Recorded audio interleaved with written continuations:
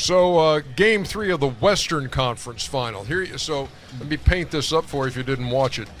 So for 28 minutes, it's all Portland, and they're up by 14. And then over the next 17 minutes, there's a 26-point swing. And Golden State takes Game 3 to take a 3-0 lead over the Blazers. That's just a little bit on Game 3. Here's Dennis Scott with a bunch more.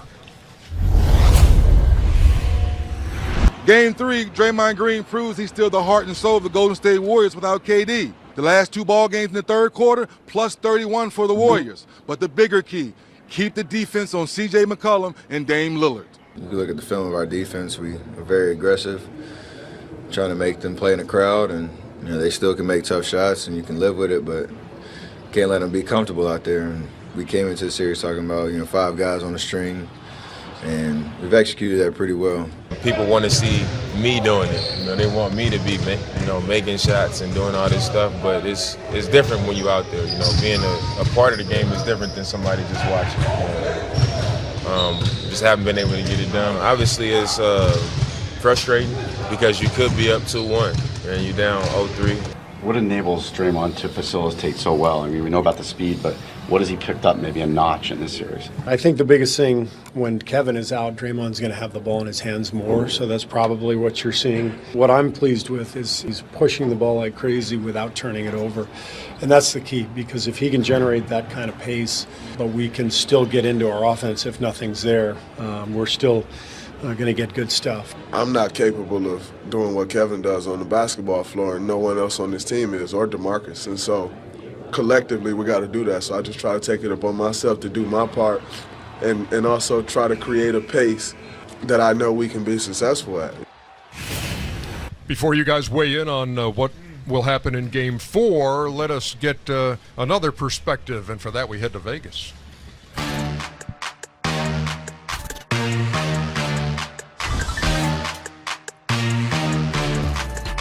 Thanks, EJ. It's been a jam-packed sports weekend with the NBA and NHL playoffs going on, as well as the Preakness and PGA Championship, and the energy and excitement in the sportsbook has continued on today.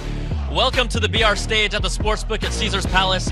I'm Brian Tong. Joining me, the BR betting insider, Miss Kelly Stewart. And Kelly, look, the Warriors have now won 9 straight playoff games against the Trailblazers, and the odds makers are pretty much saying it's going to make it 10 in a row. Hey, that's exactly what the odds makers are saying.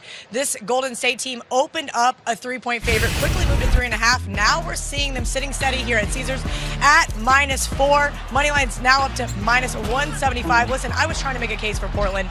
I'm still mad about last night. That being said, Golden State 16-4 straight up in their last 20 against Portland since 2008. Home NBA playoff teams that are 0-3 just win 38% of the time. I just don't think this is a game I want to be part of. Well, remember what I told you about that. 22 now, straight playoff series with a road win for the Warriors. They delivered on that. All right, let's take a look at the series odds released earlier today. No team has ever come back from an 0-3 deficit to win a series in the playoffs. So for our friends like Charles, who picked the Blazers to win the series and go to the finals, are you touching that long shot? Trailblazers in 7 at +3,000. Listen, I love the long shots, but there is no shot there. I am not touching that line whatsoever. Listen, I mentioned this the other night. I thought maybe the Trailblazers had lost some of their oomph and couldn't get past it. Last night, they blew a double-digit lead. They're getting swept. I saw the tweets. You weren't happy, but not even a dollar. Not even a dollar. Not even $1. All right. EJ, we'll send it back to you and the guys, but what do you think? Do you like the odds for the Blazers to extend this series? I defer to Chuck on that. Do you like the odds? Hey, this Chuck. Give me Blazers in 7. Double down. What's going to happen in Game 4? Oh, no, listen, it's over. Okay. I was 100% wrong. I got a lot. Not 100. Listen. Yeah, you were. You both were. No, it's okay. And I'll explain why not 100. But go ahead. Well, first of all, when we made the prediction, they had Nurkic. No problem. No, they didn't. No, when we made they didn't have Nurkic. That was before he got hurt. That was before he got hurt. No, not for the series. No, not for the series. Before in the regular season. Yes, in the regular season, before he broke his leg. But that's irrelevant. The Warriors have outplayed them. Very disappointed. Going back to Game 2, you can't blow that lead. You win that game, it changed the whole complexion of the series.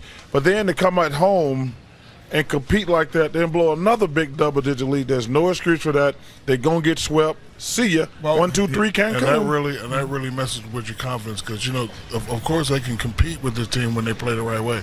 They've showed that. But to lose big leads in 2 games, mess with their confidence.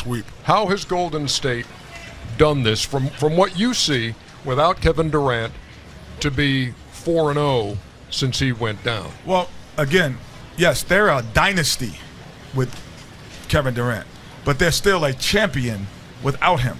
And we've said that, and we could see that Portland can play with them. Obviously, if you go up double-digit leads twice, that means you could play with a team. But there's a difference between knocking someone out and knocking the champ out. The champ has a little bit different swagger, a different understanding, a different experience. If you go from any sport, from boxing to basketball, knocking a champ out is different than knocking someone else out. And Portland Trailblazers, to this point, have not figured out how to knock a champ out. And I want to give Steve Kerr some credit. Oh, without question. Because not just Steve, their entire coaching staff. Because they're bringing guys off the bench. Going back to Game 6 against the Rockets, we obviously know they're stars, but they're bringing guys, so which tells me their coaching staff keep those guys. Mike Brown. I don't know the whole staff, but I'm just saying. When I said coaching staff, I made them all fool. Well, you could name names. No. Fool, you can name names instead of just. I just want to say, Steve and his coaching staff have done a fantastic job of having those guys ready to go in pressure situation. I mean, you're going on the road for Game 6 against the Rockets. They bench played fantastic. Now you've obviously played 3 games in a row well, but give Steve Kerr and his staff credit for having their bench ready to play, and those kids for coming in and playing well. And Ernie, a lot of championship teams, the 1-2 punch is not always the heart and soul of the team. Without question. Draymond is definitely the heart and soul. You guys had Vernon Maxwell. We had D. Fish and Rick Fox, but he's playing great. He said, "Look, I can't do what Kevin do, but I get it. Push it." Give it to I love when you talk about Rick Fox because that's a pretty man. Splash Brothers have outscored Lillard and McCollum. Rick Fox, a pretty man. 178-123 in this series, and the Golden State Warriors have assisted on 70% of their made field goals in this series. Steve Kerr on Draymond, he's a wrecking ball out there, destroying everything in his path. Agreed. Oh, no. Come on, man. Stop that. Yeah, stop that. Because the song is so old, we forgot that was the video. Stop it. Come on, Stop Alex. it, man. You can do a lot better. Come on, Alex. Come on, Alex. You know what? I'm going to brighten up your day, you three. How's when we that? come back. What do? You going to let us go? When we come back. You let us off the air before daylight? Hey, look, I'm not even going to give you the surprise if you're not nice. We got an audio tune next. Oh, we know.